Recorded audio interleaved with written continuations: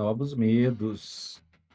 Cara, existe eu botei novos medos, mas eu acho que existe, em certo aspecto, uma releitura dos medos clássicos, né? E a diferença é a forma como eles são trazidos. Essa imagem aí, para quem não conhece e não prestou atenção no top 5, é do Corra, né? O Jordan Peele tá se revelando aí um excelente diretor de filmes de terror. Eu consigo assistir os filmes dele, o que é bom sinal, porque são filmes que não são focados em susto, em jumpscare, né? Nessa longa tradição. Mas você tem medos que vêm, por exemplo, no Black Mirror. Black Mirror não é exatamente uma série de terror, mas ela traz elementos de terror em certo aspecto. O que eu chamo de novos medos? Os filmes do Jordan Peele, por exemplo, eles têm essa característica muito forte de integrar elementos raciais nas narrativas para tratar de temas que, em certa instância, são clássicos. Né? Eu não sei se é um spoiler, eu acho que não é um spoilerzaço, porque são coisas que estão nos trailers, mas fico alerta de qualquer maneira. Corra é um filme que trata de substituição de corpos, né? O Nope, que é o não, como é que é? Ficou em português? Não, não olhe, né? É de É. alienígenas. O Nós, que é o Us, é de doppelgangers. Então, assim, são elementos clássicos, né? Um dos contos mais famosos do Poe é um conto sobre o duplo, né? Sobre um doppelganger, sobre um cara que substitui o outro.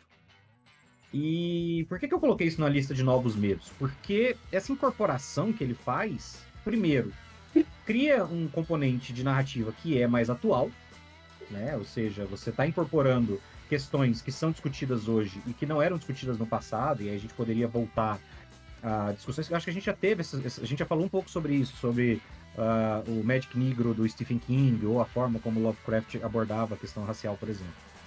E que, de certa maneira, ela traz uma visão que a gente não tinha nas histórias. Eu acho que esse é um aspecto relevante e interessante.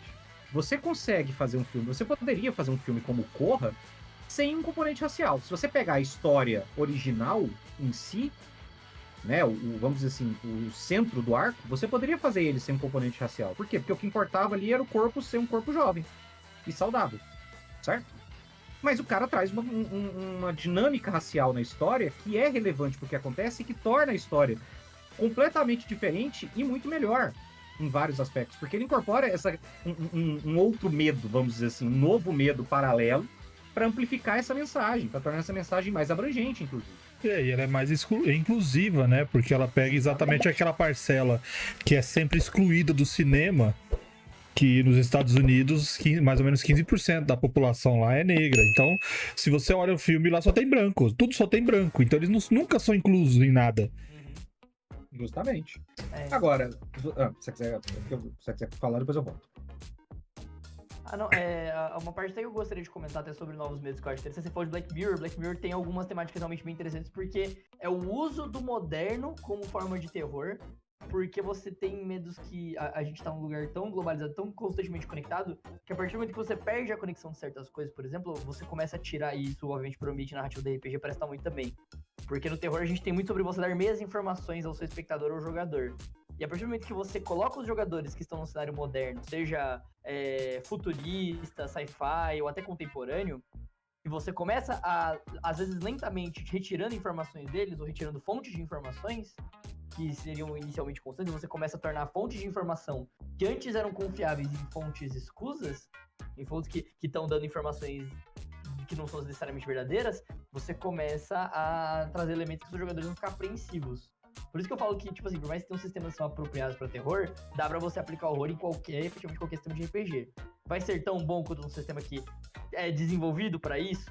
Não necessariamente, mas como é RPG, a gente pode sempre fazer adaptações nas regras, na narrativa e no jeito que a história é contada pra poder trazer os elementos. E eu acho que assim, o Black Mirror tem essa questão das roupagens, e eu acho que ele tem um aspecto relevante que é a questão da tecnologia. O Jesus falou sobre a questão do medo do desconhecido como um medo clássico. E tem a regra de que qualquer tecnologia que seja suficientemente avançada ou demasiadamente avançada para a atual sociedade seria indissociável de magia. Ou seja, quanto mais avançada uma tecnologia for, mais desconhecida ela é. Então, mais espaço para você gerar medo nas pessoas ela abre. E é nisso um pouco que o Black Mirror trabalha, né? Você tem, por exemplo, tem um episódio, aquele episódio não sei se todo mundo assistiu, o episódio em que o marido da mulher morre e aí tem um serviço que pega o conteúdo dele em redes sociais, usa um algoritmo para transformar isso numa espécie de personalidade e implanta isso num robô. E aí esse cara é um robô que vive como se fosse o marido dela, e ele pensa como o marido dela, etc. E aí entra um pouco naquele Uncanny Valley, porque o cara parece humano, se comporta como humano, mas ela não consegue não perceber, ela não consegue ignorar o fato de que é um robô. E ele é um robô configurado, e aí ele não faz as coisas, ele não tem os defeitos humanos que o marido dela tinha, e isso vai gerando um desconforto nela. Eu poderia fazer essa história ambientada em 1800, com um médium que é capaz de pegar espíritos do recém-falecidos e colocar em um manequim. Eu poderia fazer essa história, entendeu? Eu não precisava da tecnologia para fazer isso, mas a tecnologia me deu um espaço para fazer isso com um tema que é moderno e que as pessoas conseguem se identificar. Você está falando de o que você faz para rede social, conteúdo que você produz para rede social, ou seja, uma coisa que você consegue identificar e falar, isso poderia ser feito, entre aspas, se você assistisse comigo ou com uma pessoa próxima. Eu poderia passar por essa situação. Então, a tecnologia é um negócio que ele te permite trazer, modernizar temas do passado, temas, medos clássicos, mas ela também traz o desconhecido dentro da tecnologia para criar novos medos a partir daquilo. Né? Por que o HAL 3000 é um vilão tão assustador? Porque quando ele foi criado na década de 60, ninguém tinha certeza, ninguém tinha clareza de como é que funcionaria uma inteligência artificial. E a gente ainda não tem em 2023. A gente não tem uma precisão de como é que faz. Se você fizer alguma coisa em cima de uma inteligência artificial, as pessoas vão se assustar. Porque e todo mundo fala o tempo inteiro, a gente não sabe até onde vai parar, a simplicidade e não sei o quê. E, pô, isso não é novo. No especial passado eu falei do estranho caso do Sr. Valdemar, que estava falando de hipnose. Tecnicamente falando, você pode considerar, ou você poderia considerar naquela época, hipnose uma nova tecnologia médica. E o cara vai lá e fala, ninguém sabe como essa merda funciona. Pronto, então eu posso elaborar um cenário em que as pessoas estão experimentando isso e acontecem coisas assustadoras. E para você que não foi alfabetizado com a Sasha, Uncanny Valley é o Vale da Estranheza, tá? É quando a pessoa, mesmo tá tendo todos os sentidos de uma situação, ela não consegue aceitar ou acreditar naquela realidade. Até uma coisa interessante que foi citado também nesse tópico, é a questão de que existem coisas que são próximas, que é justamente essa aproximação da realidade, que é legal, para conseguir identificar, que você comparou. Tem coisa que dá pra fazer de forma, por exemplo, você fala em 1800, ou dá pra fazer no ano 2000, por exemplo. Com coisas bem similares, o exemplo do médium eu achei muito interessante. Eu gosto muito de mestrar coisa mais puxada, eu tô gostando de mestrar coisa mais puxada pro sci-fi, pro futurista, talvez. Porque eu tô gostando de usar os paralelos tecnológicos pra trazer esses elementos um pouquinho mais táteis e um pouco mais assustadores, né?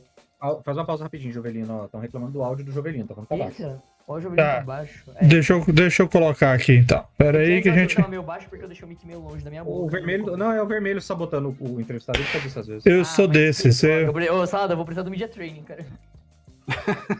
O seu Media Training, você culpa a pessoa que te convidou e fala que foi tudo o problema da edição. Ó, vamos ver se deu certo aqui. Se fala merda num podcast dá problema, fala isso depois. Verdade, nossa. Fala que foi mal interpretado. Foi cortado errado, né? Não, eles editaram a parte que explicava inteiro, eu pedi o bruto pra poder divulgar, eles falaram que não pode. Agora só sobre, interrompendo os novos medos... O Red que tá muito alto também é uma possibilidade. Pode ser também. Eu queria editar meu áudio. Falando sobre os novos medos, tá tendo uma leva de filmes, o Marcelo pegou esse do Jordan Peele, que o cara ele sabe trabalhar muito bem nisso daí, mas tá tendo uns filmes aí que estão adotando velhas estratégias e refazendo de maneira atual, que é o que encaixa com o que o Marcelo falou, que um deles é aquele Search, que é de uns 2 anos atrás, esse filme, que é aquele filme... padrãozão, anos 80, 90, onde o pai teve a filha sequestrada e ele não consegue achar, e a polícia enrola, e ele vai procurar por conta própria. Só que no Search, ele faz isso tudo através do celular, porque as únicas pistas que ele tem são as redes sociais da filha. Então ele começa a ver, olha o terror dele, ele começa a ver que a filha dele era uma pessoa que ele não conhecia. as amizades dela, o que ela conversava, o que ela gostava, ele não tinha ideia. Então eles fazem uma nova roupagem nisso daí. E um filme desse ano, agora, é o Fale Comigo, que é sobre depressão. E é excelente de assistir. Dá um sustinho bom, dá um medinho gostoso, Marcelão escorrega na cadeira, mas ele é muito bom. Não tem risco de eu assistir isso. Mas ele é bom. Eu fui puxar umas imagens e Deus é mais. Ele é bacana. Uma questão a respeito desses novos medos que a gente tá falando, que inclusive o último comentou no chat, que eu ia comentar também, que é sobre ansiedade social, aí o Vermelho adicionou também depressão. São temas que são mais novos, porque ele foge um pouco desse conceito de padrão de comportamento humano de medo, né? De medo do desconhecido, medo de escuro, medo de bichos. E eles são, eu acho eles mais difíceis de trabalhar e de passar para outra pessoa esse medo, porque justamente porque ele não é universal e não é conhecido por todos. Por exemplo, eu não sei qual é o sentimento de uma pessoa tendo uma crise de ansiedade. Então, é mais difícil para um narrador, pelo menos eu considero mais difícil um narrador passar para mim ou passar para outra pessoa esse medo, porque eu não tenho uma noção de como ele é, como que eu deveria me sentir, sabe? Como que isso deveria atingir. E aí isso entra também em depressão. Por exemplo, Babadook é um filme de terror sobre depressão, sobre medo da mãe de estar criando mal seu filho, porque o marido dela morreu e ela tem que criar sozinha. Então, assim, e muita gente critica, Babadook é um filme horrível, não tem de Babadook. Porque ele tem essas questões que, às vezes quem se identifica, quem conhece, quem sabe do que se trata, sente o que tá, a agonia de estar ali naquela posição. E vários outros filmes que você assiste, que às vezes você considera, tipo, não entendi nada. Por exemplo, um outro filme que eu ia trazer que é sobre isolamento, que é Farol. Farol também é do Robert Eggers. Fala sobre isolamento, fala sobre o medo de ficar sozinho, o problema de ficar sozinho. E isso tudo são medos que, às vezes, uma pessoa que nunca ficou ou que não se importa com isso, não consegue sentir, não consegue. É mais difícil de transportar isso para outra pessoa. Tipo, os medos clássicos, né? Que são medos meio que universais. Eu sou alguém que eu gosto bastante de jogos digitais de terror por causa disso também, porque dá pra você deixar a pessoa um pouquinho mais imersa ali, mesmo ela não tendo esse conhecimento, o conhecimento prévio já da experiência disso, porque você tá fazendo a experiência de uma forma indireta pela primeira vez. E você falou, por exemplo, do medo de ficar sozinho, e eu lembro do Vermelho falando de talassofobia mais cedo. Eu lembrei de um jogo independente muito bom, chama Iron Lung. Ele é um jogo em que você é literalmente você é um conscrito, você tá na fila da morte, já, mas a humanidade tá lentamente se esvaindo, é um futuro meio que apocalíptico, né? A humanidade tá se esvaindo. E a resposta pro que pode salvar a humanidade tá numa lua que tem um mar todo cheio de sangue, o mar, sangue entre aspas, né? Tudo vermelho. E aí você é selado dentro de um submarino, sem janelas, você tem só um radarzinho e uma câmera, e você tem que tirar foto de 10 lugares diferentes, se eu não tô enganado.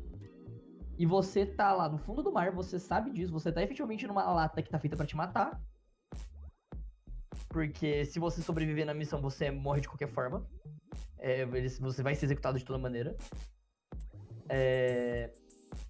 E o jogo, conforme ele vai passando, ele vai te dando aquela sensação de solidão, porque a única coisa que você escuta é o radarzinho apitando, os eventuais barulhos que o seu submarino vai fazer, tipo, quando um cano estoura, alguma coisa começa a pegar fogo, você escuta. E de vez em quando você escuta alguma coisa passando do lado, e você não sabe o que é porque você não tem janela, você só tem a câmera pra ver. E em certos momentos, quando você tira a foto, você consegue ver alguma coisa, se você tirar uma foto de novo, aquela coisa não tá mais lá. E aí você fica, o que tá acontecendo? É isso que eu tô falando sobre a dificuldade de transmitir esse medo, porque em algumas mídias, como filme, jogo, digital, etc., é mais fácil de você ter essa sensação por causa dessa quantidade de informações sensoriais, né? Uhum. Estímulo. E aí em uma mesa de RPG é mais complicado você passar essas informações. Eu acho que a questão aí também é que a gente tá falando desse tipo de coisa, e aí no sentido explícito, né? Uhum. Tipo, Melancolia. Melancolia não é um filme de terror, mas é um filme que aborda a questão da depressão. Ele é um terror aqui, filme. O filme é horroroso, mas A maioria dos do Eggers, propositalmente de terror. Hereditário, Midsommar... Isso eu gostei. Eles trabalham com Melancolia, isso, não. mas a questão ele trabalha com isso de maneira explícita. Porque, na verdade, 90% das coisas que a gente tem dos monstros clássicos de terror do cinema são, em certa instância, representações de medos da humanidade, entre aspas, personificados. Né? Eu lembro de um artigo Cita aí, Marcelo. Cita aí, Marcelo. Vamos fazer a lista deles. Eu lembro de um artigo do... Como é que é o nome? Michael Sheen, que é o que faz o Shaun of the Dead. Uhum. Tá todo mundo quase morto. Ele faz um Excelente. artigo defendendo por que o zumbi tem que ser uma criatura lenta e não rápida, como no Extermínio, como no Zombieland, etc. E ele fala, o zumbi é uma personificação da morte. A ideia do zumbi é que eles sejam lentos e implacáveis. Então, quando você tem um filme de zumbi, a ideia é que você pode correr o quanto você quiser. Você pode evitar como você quiser, você pode fugir, você pode fazer o esforço que você quiser. Mas ele chega lento, mas chega. Você vai sucumbir a ele. Porque ele é a representação da morte. Que Ele você não tem como fugir dela, né? é Você não lento tem e como evitar. inevitável. Lento e inevitável. Esse é o grande ponto. Então ele fala, se você cria, é muito bonito e muito ação, etc., mas você perde o simbolismo do monstro. Uhum. O que ele estava querendo representar. Faz Vira um monstro sentido. genérico, né? Vira só o monstro do que chega na sua tela, e aí você toma um susto, mas depois do segundo, terceiro susto, você perde a graça. Perde muito a graça, perde a potência, vamos dizer assim. Porque coisas que, por exemplo, sempre assustam, ou que sempre dão aquele medo, porque o susto, ele é uma coisa temporária. O medo, ele é uma coisa que tende a ser constante, né? É o que a galera costuma variar, geralmente, que a questão é aquele sentimento, por exemplo, que eu estava jogando... Eu uso exemplo de jogos digitais porque é o que eu tô estudando recentemente, eu tô fazendo sobre jogos de terror, então eu tô vendo bastante sobre o assunto. É aquela sensação de que sempre alguma coisa pode estar te ameaçando ali. O meu segundo exemplo de jogo digital ia ser o Dead Space, que é um dos meus jogos favoritos, aliás, de todos os tempos. O primeiro Dead Space específico. Porque ele é um jogo em que a principal ameaça do jogo deriva de cadáveres. Coisas que você geralmente não tende a ver como uma ameaça, é algo que já acabou. Os necromorphs, eles são vírus, entre muitas aspas, que infectam cadáveres. Então você, às vezes, tá andando e quando você encontra um cadáver, a primeira coisa que você faz é parar e pensar, tá bom, isso aqui vai me atacar ou não vai? E você entra nessa paranoia. A paranoia é uma coisa que é muito usada no terror. É um elemento do terror muito presente. É um elemento que é transferível pro RPG de mesa também. Que é você criar uma ameaça inesperada pro seu jogador. Na parte do plot eu vou até trazer um pouco isso. Da ameaça inesperada e de onde ela pode sair essa ameaça e até algumas referências que eu tenho de N cenários pra poder trazer. Enfim, mas eu gosto dessa questão de defender que o zumbi ele tem que ser a criatura lenta porque ele tem que ser inevitável, porque cada parte do terror ela tem o seu apelo. E o apelo do zumbi é essa inevitabilidade dele. O apelo do Dead Space, o apelo de uma coisa que não era pra ser inicialmente ameaçadora, se torna extremamente ameaçadora. E toda vez que você observa ela, você é obrigado a tomar uma decisão e te coloca num estresse desgraçado. Porque essa decisão sua vai gastar algum recurso seu. Seja bala, seja plenamente seu tempo, seja sua vida, porque você vai tomar dano ali. E aí isso te põe sempre, você fica sempre na ponta do assento, assim, edge of your seat, sabe?